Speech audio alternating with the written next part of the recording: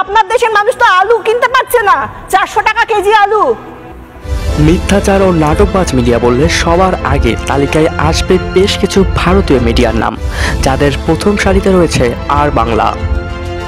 ভিডিওতে থাকা ভদ্রমহিলা উচ্চারণ করেন 400 টাকা কেজি দরে আলু কিনে খাচ্ছে বাংলাদেশের মানুষ, কিন্তু যেখানে 5 কেজি আলু আমরা 100 টাকায় খাচ্ছি, সেখানে 400 টাকায় কিভাবে 1 কেজি আলু আমরা কিনে খাই। বাংলাদেশ তো পথে এসেছে, পাকিস্তানও পথে আসবে, আর পথে না আসলে গুড়িয়ে দেওয়া হবে। কিন্তু কখন কোথায় গুড়োবে সেটা ভারত ডিসাইড করবে, ভারত ঠিক করবে। এই হচ্ছেন আরেক মহাশয়, যিনি বাংলা সিরিয়ালের ভিলেনের মতো নিজের অ্যাটিটিউড এবং ভাবভঙ্গি প্রকাশ করছেন, কিন্তু তিনি ভুলে গেছেন তিনি একটি টিভি চ্যানেলের উপস্থাপক।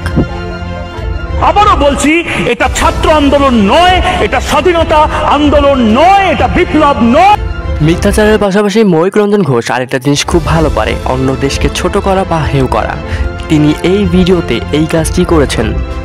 দেশের এই মুহূর্তে কি বিশাল বড় জেট প্লেন, কি বিশাল বড় হেলিকপ্টার, এই বোধহয় নামলো আপনার বাড়ি, যাদের হাসিমারার পাশে বাড়ি থাকে। বাপরে বাপ। কিছু ভিডিও ও চিত্রের মাধ্যমে তিনি বাংলাদেশের পরিস্থিতি নির্দেশ করেন, যেটা অগ্রহণযোগ্য এবং পুরোপুরি অযৌক্তিক।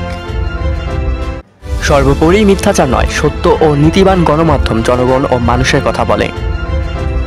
তাই গণমাধ্যম হোক স্বাধীন, কিন্তু নিজেরাই যদি মিথ্যাচার করে জনগণকে বিভ্রান্ত করে, সেটা কখনোই কাম্য নয়। পয়েন্ট অফ ভিউ বদলান আপনার দৃষ্টিভঙ্গি।